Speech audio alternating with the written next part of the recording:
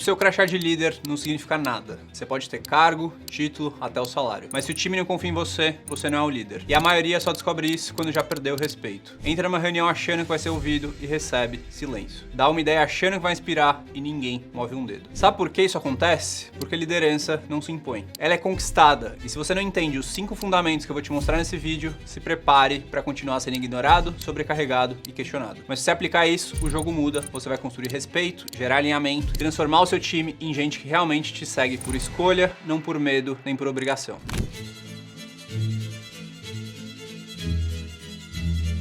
O Bill Campbell, conhecido como coach do Vale do Silício, costumava dizer: o seu título te torna um gestor, o seu time te torna um líder. Essa frase ela parece simples, mas carrega uma das verdades mais duras da vida profissional. O crachá não faz ninguém te seguir. Quando você recebe um cargo, você ganha responsabilidades. Mas isso não significa que as pessoas vão confiar, acreditar ou se inspirar em você. E aqui está o problema. Muitos gestores descobrem isso da pior forma. Eles entram numa reunião esperando uma atenção automática e encontram silêncio ou resistência. Eles propõem ideias e acham que o time vai embarcar e percebem que ninguém comprou a visão. Foi por isso que o Campbell insistia: a liderança não é concedida de cima para baixo, ela é conquistada de baixo para cima. É o time que escolhe te seguir e eles fazem isso quando você constrói confiança, dá clareza e cria segurança para que todos possam dar o melhor de si. Mas se não é o crachá que faz alguém ser seguido, o que realmente faz um time acreditar no seu líder? É aí que entra o segundo conselho e ele é muito mais poderoso do que só carisma.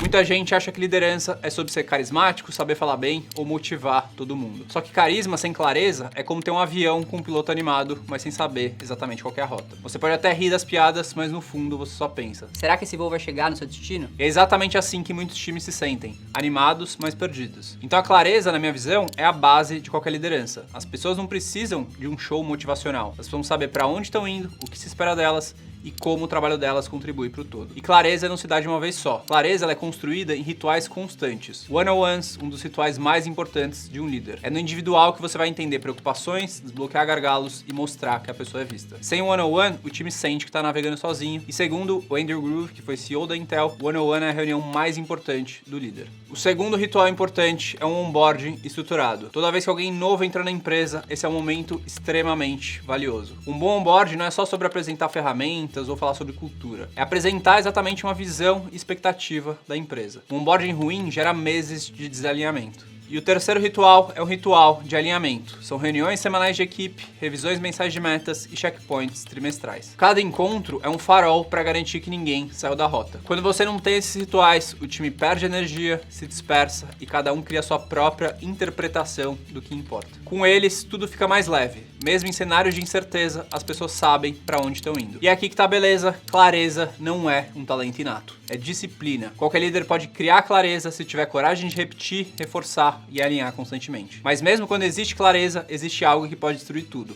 quando o time tem medo de errar. E é aí que entra o próximo conselho. Só que antes de falar o terceiro ponto, já deixa o like, se inscreve no canal, assim meu conteúdo chega cada vez mais pessoas.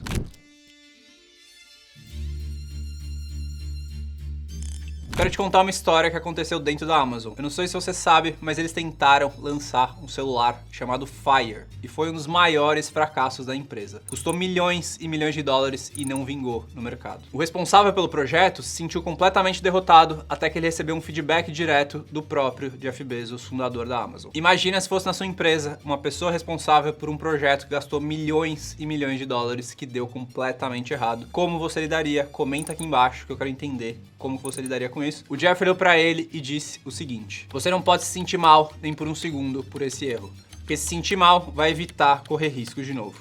E eu quero que você continue correndo riscos. Isso é segurança psicológica na prática. A maioria dos líderes, diante de um erro gigante, apontaria dedos, puniria, talvez até demitisse. O Bezos fez o oposto, mostrou que o erro não era um fim, mas parte do caminho para grandes acertos. E foi justamente desse espaço de experimentação que nasceu a Alexa e outros produtos de sucesso. Quando você pune o erro, você cria um time que acaba escondendo os problemas de você. É como dirigir à noite sem farol ligado. Você só descobre o obstáculo quando já bateu. Só quando você trata o erro como aprendizado, você abre espaço para inovação de verdade. E esse é um conselho sincero.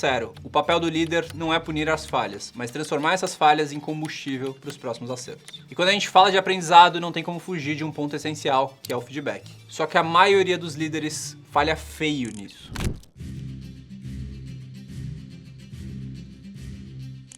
Eu mesmo já errei bastante nesse ponto. Teve uma vez que eu precisei desligar uma pessoa e, pra minha vergonha, eu percebi que eu nunca tinha dado um feedback claro de que ela não estava indo bem. Ela saiu ressentida com razão porque ela não teve chance de melhorar. E sabe o que é pior? Quando você evita dar o feedback, seu time inteiro percebe. E a mensagem que fica é a seguinte: não tem problema performar mal. Isso vai matando sua cultura lentamente. Muita gente pensa o seguinte: se eu for sincero, eu vou desmotivar essa pessoa. Só que acontece justamente o contrário. Evitar a sinceridade é o que desmotiva. O feedback precisa ser imediato, específico e empático. O modelo simples que eu uso é situação, comportamento e impacto. Vou te dar um exemplo sobre uma correção sobre comunicação. Situação: na apresentação de resultados na semana passada, o comportamento: você usou muitos termos técnicos que só o time interno entende. E qual foi o impacto? Os clientes ficaram confusos e pediram explicações extras, o que tirou força da sua mensagem. O segredo é sempre o seguinte: a situação é quando ou onde aconteceu e evitar generalização. O comportamento: o que a pessoa fez, sem julgar a intenção dela ou o caráter. E o impacto: qual foi o efeito claro e objetivo que isso gerou, pode ser positivo ou negativo. Percebe qual que é a diferença? Aqui não é um julgamento pessoal, você não tá falando mal da pessoa, é clareza sobre o que funcionou ou precisa melhorar. E lembra o seguinte: feedback é um presente. Ele não vai desmotivar, é justamente ele que vai fazer a pessoa conseguir crescer.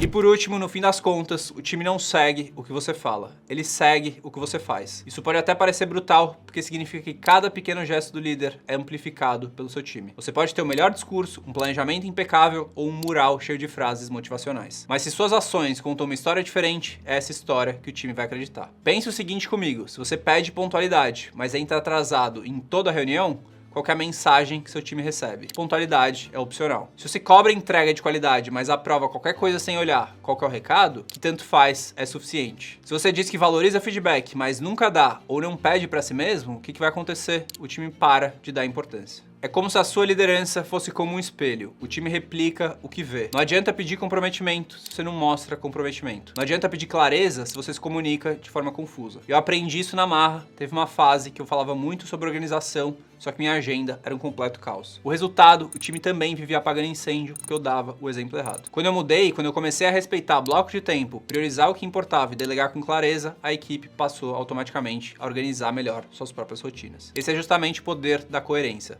Ele gera confiança e confiança é a moeda mais valiosa que um líder pode ter. Com confiança, as pessoas se arriscam mais, produzem mais, se envolvem mais. Sem confiança, qualquer meta, qualquer plano, qualquer discurso morre na praia. E aqui vai uma metáfora simples para encerrar esse ponto. O líder incoerente é como um farol apagado, fala que tá guiando, mas não ilumina caminho nenhum. Já o líder coerente é aquele farol ligado que mesmo no meio da tempestade, ele mostra pro time: podem confiar, a direção é essa. E talvez esse seja o conselho mais sincero de todos. Antes de tentar mudar o seu time, primeiro olha no espelho. Porque no fim a mudança precisa começar em você. Se você reparar, tudo que eu trouxe aqui: clareza, segurança psicológica, feedback e coerência, são os pilares que o Bill Campbell, o coach de $1 trilhão, ensinava para os maiores CEOs do mundo. Gente como Steve Jobs, Larry Page, Jeff Bezos. Todos buscaram nele conselhos simples, mas transformadores. E se esse vídeo te ajudou, você precisa ver o próximo, que é o coach de $1 trilhão.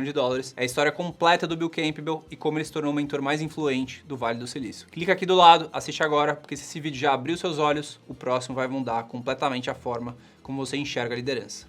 Um abraço e até o próximo vídeo.